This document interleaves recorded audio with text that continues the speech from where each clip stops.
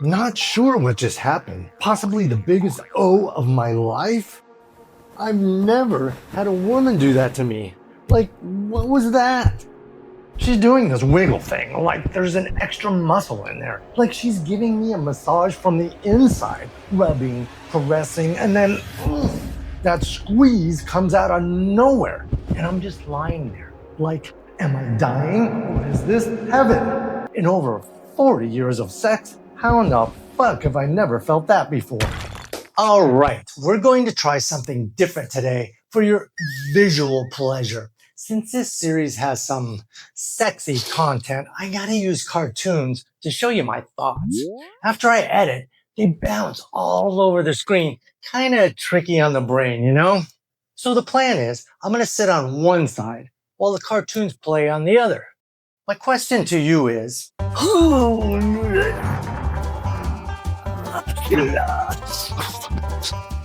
do you like me over here?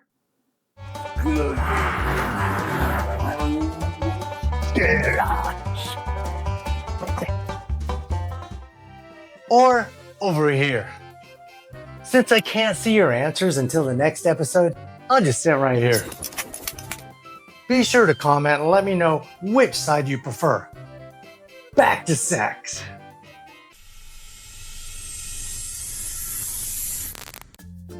La Paz. This was supposed to be the dream. My retirement plan. You know, the spot that every old gringo in California brags about. Bro, you gotta check out La Paz. It's like the Old West, but with sailboats and margaritas. Jacques Cousteau called it the world's aquarium. Yeah, well, apparently this aquarium has wind tunnels. The winters, like living in a giant hairdryer. Perfect if you're a kiteboarder, miserable if you're a sailor. And the summers, stale as a snail trail. Not a single breeze to cool your swamp ass. The beaches though, holy shit. Beginning 20 plus minutes out of downtown, some of the most stunning beaches in all of Mexico. The water looks fake, like someone oversaturated reality. But the gringos, easily the biggest collection of entitled assholes in Mexico. I mean, these Karens aren't just bad, they're Olympic level bad. If there's a gold medal for bitching about tacos being too spicy, they've already won it. If you want my full rant, go watch my video. Gringolandia. You'll thank me later, or maybe hate me. Either way, you'll laugh. And the locals, los paseños, incredible. Laid back, reliable, honest, they do what they say. I didn't get ghosted once, not once. That's unheard of in Mexico. And dating, right up there with Ensenada.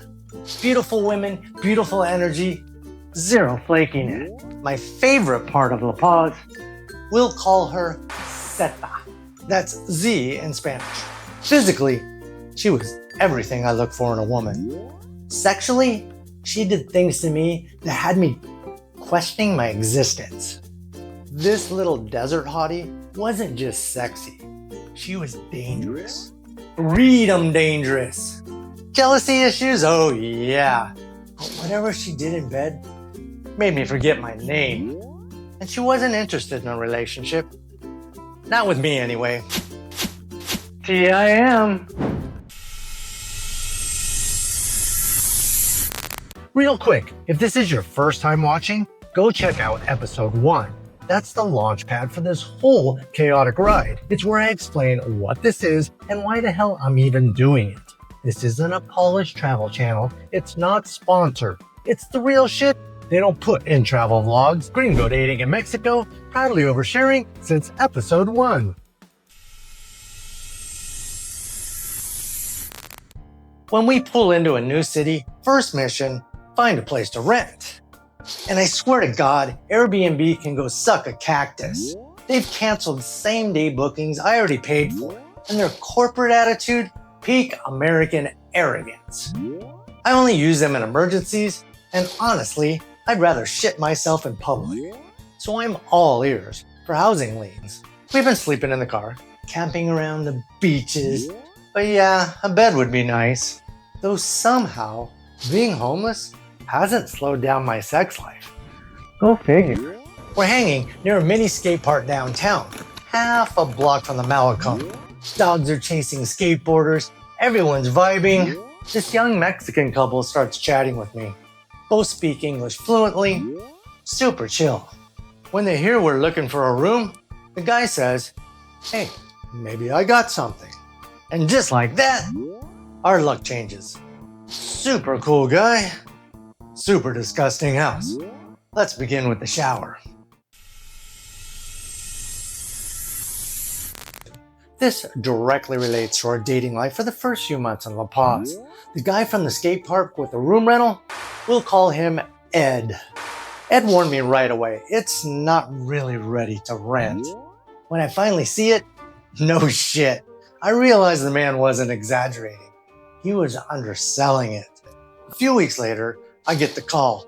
"Come see it, I've cleaned up." When we arrived, I was warned again that it still needed some work. It's this big corner house near downtown. Good location, horrible smell. The small front yard looks like a landfill with commitment issues. Trash bags, dog shit, more dog shit. He proudly says, "We don't use the front entrance, it's the dog's bathroom." Fantastic. I've always wanted to live in a porta potty with a view. Inside, think Haunted Mansion meets Tijuana swap meet. Beat up furniture from a past life. Cobwebs like set design and a thick layer of "you need a tetanus shot just for looking." He shows me my room, which is basically where furniture goes to die. Mattresses leaning on walls, drawers everywhere. We moved to the kitchen and oh my God, it looked like it hadn't been cleaned since before electricity. Rotting food, pots stacked like Jenga, a fridge that probably had ghosts in it. The only semi-clean spot, the backyard. Because he's opening a restaurant, a seafood ramen restaurant. Yeah, perfect combo, raw fish and a biohazard zone. It's around the corner to the outdoor bathroom, my bathroom, which I have to share with the restaurant when it opens. Well, fuck me. This is not at all what we need. But I'm desperate and he seems chill. So I agreed to let him clean up a little more. A few weeks later, he calls. "It's ready." From the street, I can see the restaurant now has customers. Progress. But the front still smells like dog shit, just less. The entryway's the same. The cobwebs still hanging like Christmas decor. My room still full of junk, just rearranged into different piles of junk. And his little wiener dog is pissing on everything. So, first order of business, dog boot camp. With gloves, bleach, and music blasting, I scrubbed that room like it owed me money. I turned that nightmare storage unit into something almost human. The kitchen though, no fucking way. I wasn't touching that. Unusable. The fridge, even plugged in, smelled like something died twice. So I covered it all with sheets and unscrewed the light bulbs. If guests can't see it, it's basically clean, right? Ed promised to bring in a cleaning crew, and like an idiot, I believed him and handed him the rent.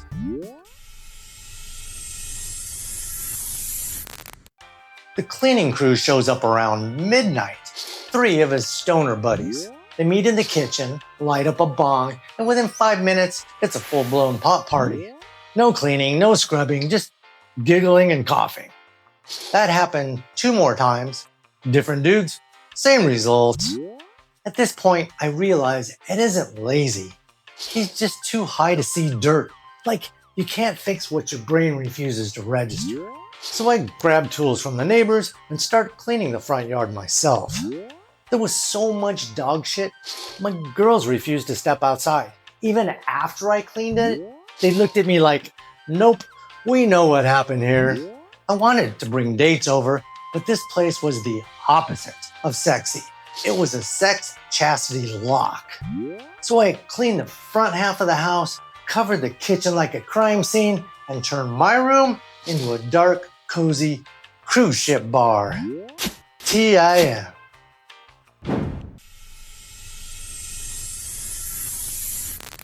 My first dumpster date actually went great. We met late evening for drinks on the Malecon, and she looked even better in person. Early 30s, not a chaparrita, about 5'6", but delgada with a great figure. Couple hours in, 4 or 5 drinks later, we're both glowing like tan movie stars. She knew about the channel. She'd seen Traveling with Dogs. She knew I was nomadic, living out of our car in random rentals. Ed should be in TV zombie zone by this time.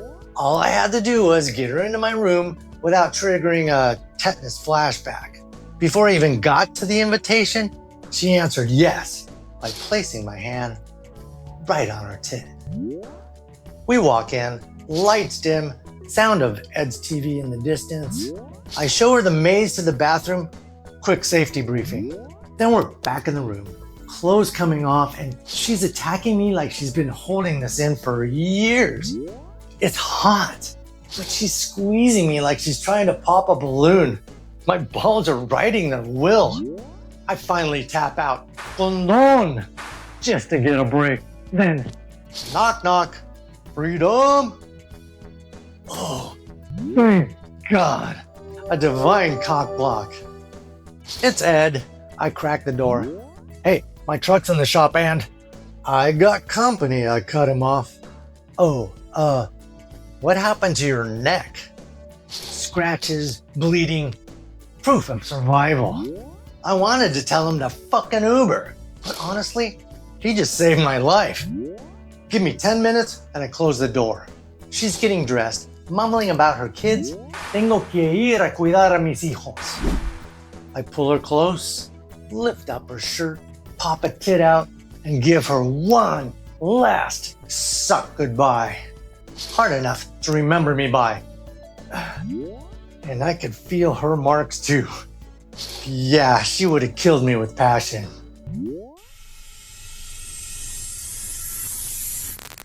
I lasted exactly 30 days in that hellhole. Told Ed the same thing I've been saying since day one. I can't live like this. The restaurant already dying. Couple weeks before I moved out, I met Seta on Facebook Dating, the only app that still works for me. She was 38, total knockout, dog lover, bonus points. But she had a list of excuses for why we couldn't meet. Car problems, antibiotics, alcohol, weather. Translation? She just wanted to fuck, and it took me way too long to realize it. So I was angry with myself. Finally, I invited her over.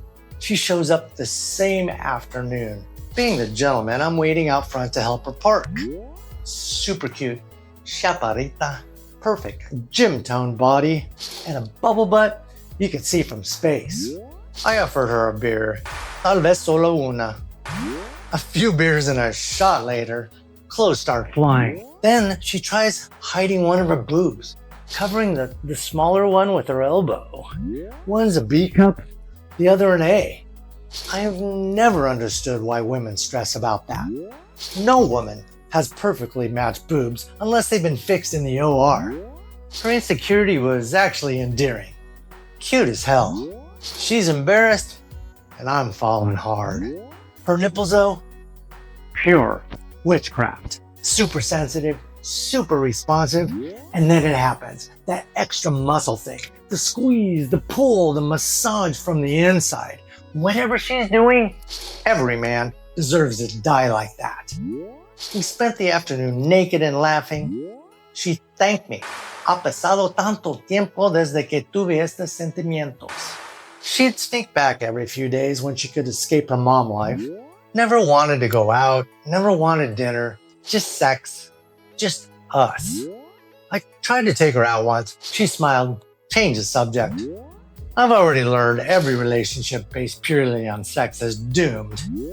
We still talk a couple times a year, usually on birthdays, and I have offered to fly her out for a vacation. She never comes or even says yes. But if she ever opens that door again, I'll still walk through it. La Paz is a fantastic city for straight single men. Before I found the Haunted Mansion, I went on tons of dates.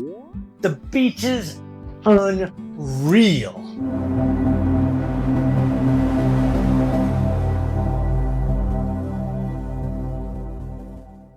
The sushi, legit, real sushi, not that hot dog roll crap.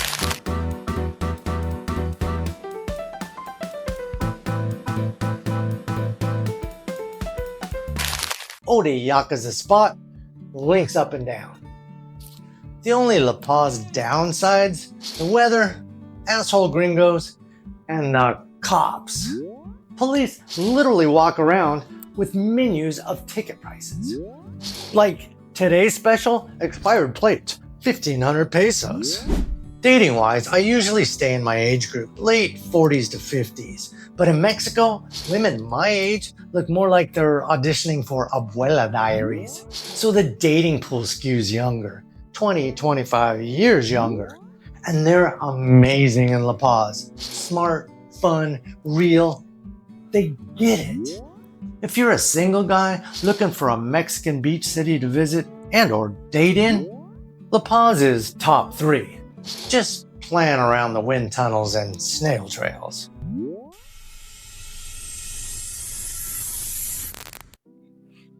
So there you have it, my unforgotten sexual love of La Paz. TIM, this is Mexico. Or even your dick isn't safe from a massage. Ask these two. They've lived every story. They're just wondering when the normal episodes start. You can't make this shit up, and we're just getting started. If you've ever ignored the red flags because the selfies were fire, you get it. Hit like, hit subscribe. If you want to help support the chaos, links are below. PayPal.me, GoFundMe, Buy Me a Coffee, and our Traveling with Dogs merch store. If you haven't seen the earlier episodes, the full series playlist is linked above and below. Available for your binge-watching pleasure. Pooperhead, Monkey, and I will see you in the next one. Mazatlan, Part 2.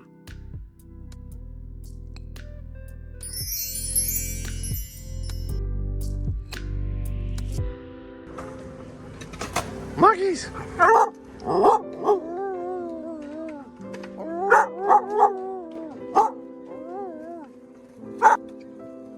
No shark.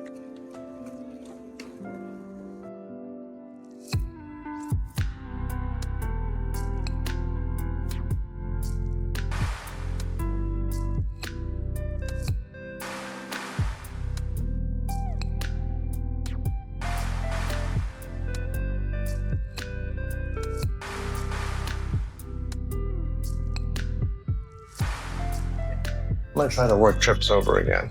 I got Pooperhead crying in the back. I hope she's okay. Poopies! Hey, Pooperheads!